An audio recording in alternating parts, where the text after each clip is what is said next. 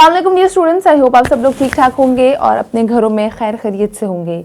आज इस वीडियो में मैं तमाम 10th क्लास के स्टूडेंट्स को इंग्लिश का गेस बताने वाली हूँ। पंजाब बोर्ड से ताल्लुक़ रखने वाले जितने भी स्टूडेंट्स हैं, चाहे वो फैसलाबाद हो, गुजरांवाला बोर्ड हो, लाहौर बोर्ड हो, पंजाब के जितने भी एरियाज़ हैं उनमें इंक्लूड होने वाले स्टूडेंट्स जो है ये वीडियो गौर से देखें, क्योंकि इंग्लिश एक बहुत इंपॉर्टेंट सब्जेक्ट है, कंपल्सरी सब्जेक्ट है आपका, जिसको आप ना चाहते हुए भी कभी इग्नोर नहीं कर सकते। और बहुत सारे स्टूडेंट्स को मुश्किल भी लगता है इंग्लिश का पेपर अटेम्प्ट करना। उसकी सबसे बड़ी वजह यही है कि हम इंग्लिश के पेपर में टाइम मैनेजमेंट नहीं कर पाते और उसका इतना ज़्यादा सिलेबस होता है कि हमें नहीं समझ आती कि हम कौन सी तैयारी करें, कहाँ से करें। पूरी बुक्स नहीं पढ़ी जाती हमसे, उसकी इतने लंबे चैप्टर्स नहीं पढ़े जाते। तो आपकी आसानी के लिए आज मैं इस वीडियो में तमाम पंजाब बोर्ड से ताल्लुक़ रखने वाले 10th क्लास के स्टूडेंट्स को इंग्लिश कंपलसरी का गेस बताने वाले हूँ। तो वीडियो स्टार्ट करते हैं और जानते हैं कि इंग्लिश कंपलसरी के अंदर आप लोग कौन कौन से क्वेश्चंस प्रिपेयर कर सकते हैं और किस हिसाब से उसकी तैयारी कर सकते हैं। सबसे पहले तो अगर मैं ऑब्जेक्टिव पेपर की बात करूं तो मैं ओवरऑल वैसे ही बता दूं कि ऑब्जेक्टिव के जो आपके मार्क्स होते हैं वो होते हैं 19। उसमें 19 ही MCQs आप लोगों से पूछे जाते हैं, 5-5 करके या 1-4 करके डिवीज़न होती है। जैसे कि उसमें आप लोग पूछ सकते हैं वो आपसे कि फिल इन द ब्लैंक्स या choose the correct answer according to verbs, choose the correct answer according to grammar, choose the correct meanings of the words। इस तरह करके आपके 4 पोर्शंस आते हैं, वो मैंने स्कीम में बताए हुए हैं, आप लोग उसमें जाके देख सकते हैं। तो हम डायरेक्टली स्टार्ट करते हैं। ये तमाम तो चीज़ें आपकी टेक्स्ट बुक से आएंगी ऑब्जेक्टिव की। तो हम डायरेक्टली स्टार्ट करते हैं कि आपका सब्जेक्टिव पेपर कैसे और उसके अंदर क्या क्या चीज़ें आ सकती हैं। तो सब्जेक्टिव में सबसे पहला पोर्शन है आप लोगों का शॉर्ट आंसर क्वेश्चंस का। तो स्क्रीन पर आप लोग देख सकते हैं कि शॉर्ट आंसर क्वेश्चन जो आपका सब्जेक्टिव पेपर का सेक्शन नंबर 1 होता है, उसमें कौन कौन से चैप्टर्स में से आ सकते हैं और किस हिसाब से आपको पूछे जाएंगे। तो आंसर द फॉलोइंग क्वेश्चन का जो यूनिट नंबर 1 है उसमें से आप लोगों से पूछे जा सकते हैं, जिसका नाम है हज़रत मोहम्मद सल्लल्लाहु अलैहि वसल्लम एंड अमेंडमेंट ऑफ जस्टिस। अच्छा, इसमें आपको पेज नंबर 8 प्रिपेयर करना है अपनी इंग्लिश की टेक्स्ट बुक का। उस पेज में से आप लोगों से क्वेश्चन पूछे जाएंगे और पेज नंबर 8 के अलावा आपसे क्वेश्चन नंबर 2, 4 और 6 जो है वो पूछा जा सकता है, जो कि वेरी इंपॉर्टेंट बताए गए हैं। तो आपको यूनिट नंबर 1 में से ये क्वेश्चंस प्रिपेयर करने हैं। अच्छा, यूनिट नंबर 2 पे अगर आए तो उसका नाम है चाइनीज़ न्यू ईयर। उसमें आपने पंजाब टेक्स्ट बुक बोर्ड के जो पेज में से तैयारी करनी है वो है पेज नंबर 20 और उसके क्वेश्चंस जो हैं वो हैं क्वेश्चन नंबर 1, 2, 5 और 7। इसके अलावा यूनिट नंबर 4 एक इम्पॉर्टेंट बताया जा रहा है, उसके अंदर जो है वो फर्स्ट 8 का चैप्टर है। उसके अंदर से आपसे 44 पेज में से क्वेश्चन पूछे जा सकते हैं जो आपके पंजाब टेक्स्ट बुक के अंदर से आएगा। इसके अलावा क्वेश्चन नंबर 1, 4, 5 और 6 जो है वो इम्पॉर्टेंट बताया जा रहा है, इसी में से आपसे पूछा जाएगा। इसके अलावा यूनिट नंबर 6 है टेलीविजन वर्सेस न्यूज़पेपर। उसमें पंजाब टेक्स्ट बुक बोर्ड का पेज नंबर 72 है जो आपने प्रिपेयर करना है और इसमें क्वेश्चन नंबर 1, 3, 6 और 7 जो है आपकी जो क्वेश्चंस की बैक साइड पे आता है उसमें से आपसे क्वेश्चंस पूछे जाएंगे। मतलब आपके शॉर्ट आंसर्स क्वेश्चन में यूनिट नंबर 1, 2, 4 और 6 जो है उसमें से आप लोगों से पूछे जाएंगे। इस हिसाब से आपकी जो है वो गेस बता रही हूँ मैं आपको कि इंपॉर्टेंट ये सब बताए जा रहे हैं। तो ये हो गया आपका सेक्शन नंबर 1 इंग्लिश का। सेक्शन नंबर 2 पे आते हैं जिसमें ट्रांसलेशन, ऐसे और इस तरह की चीज़ें आप लोगों से पूछी जाती हैं। सेक्शन नंबर 2 में से जो आपसे ट्रांसलेशन पूछी जाएगी, जो इम्पॉर्टेंट बताई जा रही है वो है हज़रत मोहम्मद सल्लल्लाहु अलैहि वसल्लम, जो आपका फर्स्ट चैप्टर है। उसमें से आपको टिपिकली जो आपको यूनिट नंबर 1 है उसमें से आपको पेज नंबर 2 में से जो है वो ट्रांसलेशन आ सकती है, जो कि बहुत ज़्यादा चांसेस हैं आने के। इसके अलावा आप लोगों से पेज नंबर 3 पैराग्राफ 4 जो है वो ड्यूरिंग द सरमन से जो स्टार्ट होता है वो वाला paragraph Urdu to English translation में बहुत इंपॉर्टेंट है। मतलब वो इंग्लिश में आपसे पूछेंगे, सवाल करेंगे और आपने उसकी उर्दू ट्रांसलेशन करनी है, जिसको हम लोग सलीस कह रहे हैं। तो यूनिट नंबर 1 में से ये 2 पैराग्राफ्स जो हैं वो इंपॉर्टेंट बताए जा रहे हैं, एक पेज नंबर 2 से और एक पेज नंबर 3 से। ठीक है, उसके अलावा यूनिट नंबर 3 का चाइनीज़ न्यू ईयर जो है वो भी, उसमें से भी इंपॉर्टेंट ट्रांसलेशन का पैराग्राफ बताया है, जिसमें पेज नंबर उन्होंने कहा है कि 16 में से पैराग्राफ नंबर 1 आप लोगों से पूछा जा सकता है, जो स्टार्ट होता है यहाँ से, Chinese New year is a holiday, और आगे उसमें पूछा जा सकता है, यहाँ से इसका स्टार्ट होता है। ये है unit number 2 Chinese New year में से इंपॉर्टेंट पैराग्राफ। उसके अलावा आपको बता दूं कि अनदर इसमें इसी चैप्टर का पेज नंबर 17 में से एक और पैराग्राफ स्टार्ट होता है, जो यहाँ से स्टार्ट होता है कि another popular costume is dash dash dash. मतलब पेज नंबर 17 का पैराग्राफ नंबर 3 भी आप लोगों से पूछा जा सकता है, ये भी इंपॉर्टेंट है। उसके अलावा चाइनीज न्यू ईयर वाले चैप्टर में से ही ये वाला पैराग्राफ जो पेज नंबर 17 पैराग्राफ नंबर 4 है, जिसमें लिखा होगा स्टार्ट में कि on the eve of the Chinese, यहाँ से आप लोगों का स्टार्ट होगा। ये पैराग्राफ भी बहुत इंपॉर्टेंट है, ये भी बहुत ज़्यादा चांसेस है कि ट्रांसलेशन में आए। उसके अलावा पेज नंबर 17 में से ही नेक्स्ट पैराग्राफ जो पैराग्राफ नंबर 5 है 4 के बाद वाला, वो भी इंपॉर्टेंट बताया जा रहा है, जो कि स्टार्ट होता है it is our traditional practice for, आगे देख लीजिएगा, ठीक है। ये चाइनीज न्यू ईयर वाले चैप्टर में से 3 पैराग्राफ्स इंपॉर्टेंट बताए गए हैं और 2 पेजेस आपको इंपॉर्टेंट बताए गए हैं, 3 बल्कि, आगे भी चाइनीज न्यू ईयर का ही पेज है, पेज नंबर 18 पैराग्राफ नंबर 7, वो भी इंपॉर्टेंट बताया गया है। उसके अलावा आपको मैं बता दूं कि इसकी जो स्टार्ट होगा वो होगा Chinese New year is a time of dash dash dash coming new year. ये आपका यूनिट नंबर 2 में से बहुत ज़्यादा चांसेस हैं कि आप लोगों से पूछा जाए। अच्छा, अब यूनिट नंबर 3 पे आते हैं। उसमें पेज नंबर 38 पैराग्राफ नंबर 2 जो है वो इंपॉर्टेंट बताया जा रहा है। उसके अलावा यूनिट नंबर 6 में से पेज नंबर 68 और पैराग्राफ नंबर 2 जो है वो इंपॉर्टेंट बताया जा रहा है, जो कि स्टार्ट हो रहा है new year newspaper do not require dash dash dash, ठीक है। उसके अलावा यूनिट नंबर 6 में से ही एक और इम्पॉर्टेंट पैराग्राफ आपको बताती हूँ, जो पैराग्राफ नंबर 6 है पेज नंबर 69 का।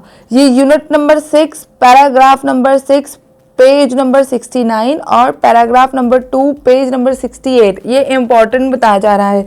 ये 10 पैराग्राफ है जो कि आप लोगों से ट्रांसलेशन में पूछे जा सकते हैं। ज़्यादा चांसेस देख लें, आप लोग देख सकते हैं यूनिट नंबर 2 बहुत इंपॉर्टेंट बताया जा रहा है, और उसके अलावा यूनिट नंबर 6 में से भी 2 आपके पेजेस आपको इंपॉर्टेंट बताए हैं, तो इसके हिसाब से आप लोगों ने तैयारी करनी है। अच्छा, ये तो हो गई पैराग्राफ की बात। अब नेक्स्ट क्वेश्चन की तरफ बढ़ते हैं, जो कि आपसे पूछा जाएगा समरी का, पोएम की समरी या paraphrase the following line. Probably students जो है वो समरी ही लिखते हैं, कोई स्टूडेंट है जो पैराफ्रेज करते हैं। अभी पहले समरी इंपॉर्टेंट बता दूं कि कौन कौन सी पोएम्स आपने तैयार करनी है। वो है द रेन और ट्राई अगेन, इन दोनों में से ही आप लोगों से पूछा जाएगा, और इसके अलावा कोई और इम्पॉर्टेंट इतना एज सच लगा नहीं। ये 2 इम्पॉर्टेंट पोएम्स हैं, इनको आप लोग तैयार कर लीजिएगा। अच्छा, अगर आप लोग पैराफ्रेजिंग करना चाहते हैं इंग्लिश लाइंस की, तो वो ये लाइंस हैं, ये आप लोग देख सकते हैं, नीचे मेंशन है, I hear leaves drinking rain dash dash dash the green leaves drinking nears. ये मतलब द रेन और ट्राई अगेन में से ही आप लोगों से दोनों पूछे जा सकते हैं। आप पे है, आपने समरी लिखनी है या इंग्लिश टू इंग्लिश आराम से पैराफ्रेजिंग करनी है, ये it's totally up to you. अच्छा, अब क्वेश्चन नंबर 5 की तरफ बढ़ें, जो कि है एसे राइटिंग का।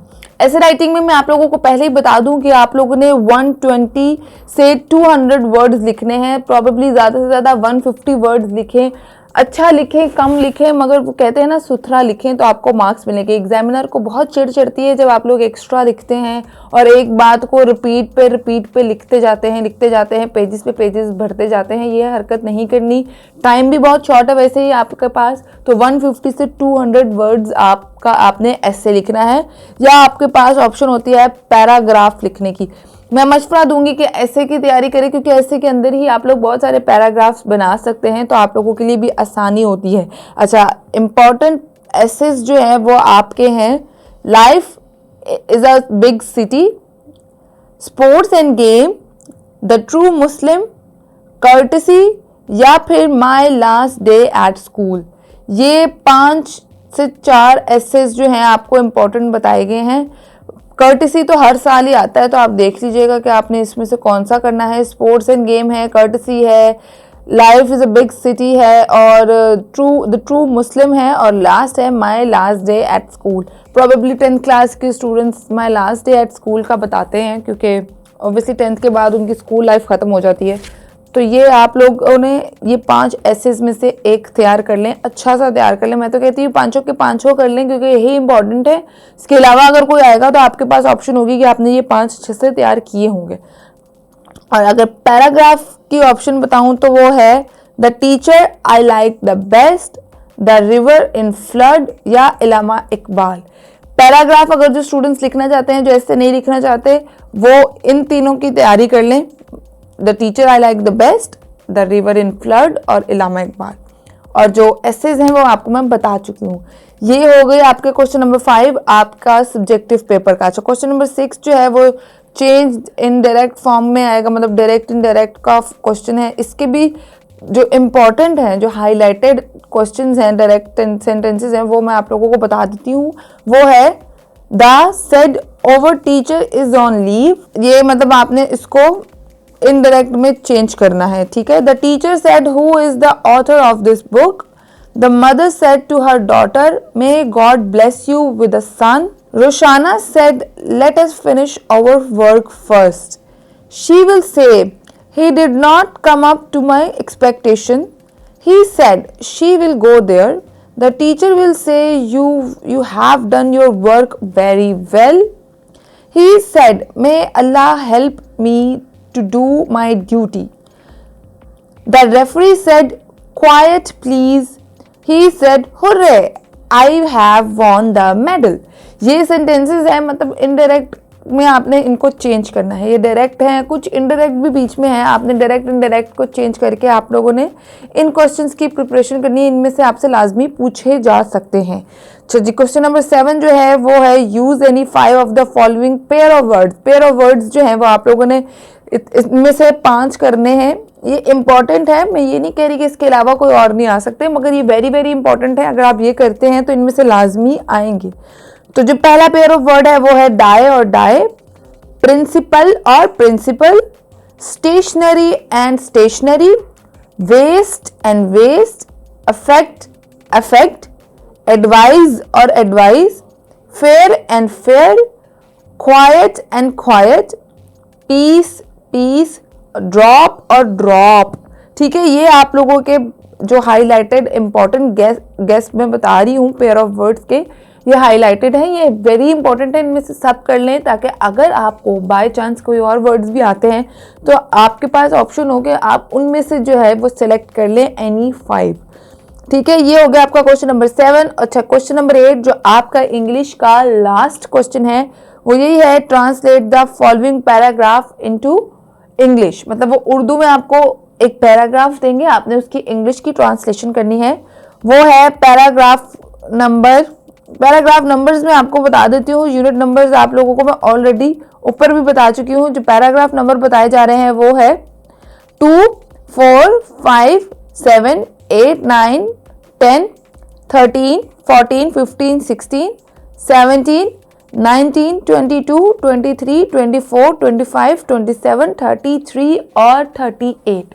तो ये थे आपके इंपॉर्टेंट इंग्लिश के 10th क्लास के गेस। इसमें से आप लोग सब तैयार कर लें, क्योंकि ये तो सिर्फ एक गेस है ना इंपॉर्टेंट। आपके पास एक सोर्स आ गई कि आपको आसानी होगी ये सब चीज़ें तैयार करने में। और अगर एग्जामिनर इससे हटके कोई क्वेश्चन पूछता है तो आपके पास ये चीज़ें में स्ट्रॉन्ग ग्रिप हो तो आप इनमें से चूज़ कर सके। तो जितने भी स्टूडेंट्स हैं 10th क्लास के, उनको मेरी तरफ से बहुत सारी बेस्ट विशेज़ हैं, अपनी अच्छी सी तैयारी करें। साथ ही साथ मैं मज़ीद गेस्ट भी लाऊंगी और स्कीम जो है वो उर्दू और इस्लामियात की जो मैं अपलोड हम करेंगे अनकरीब वो भी लाऊंगी। उसके अलावा भी अगर कोई स्कीम भी रह गई है तो वो भी मैं आप लोगों को बता दूंगी। और साथ ही साथ हम लोग 10th के बाद 9th क्लास का भी स्टार्ट करेंगे। तो वीडियो पसंद आए तो लाइक शेयर और कमेंट ज़रूर कीजिएगा। मुझे दें इजाज़त, अल्लाह हाफ़िज़।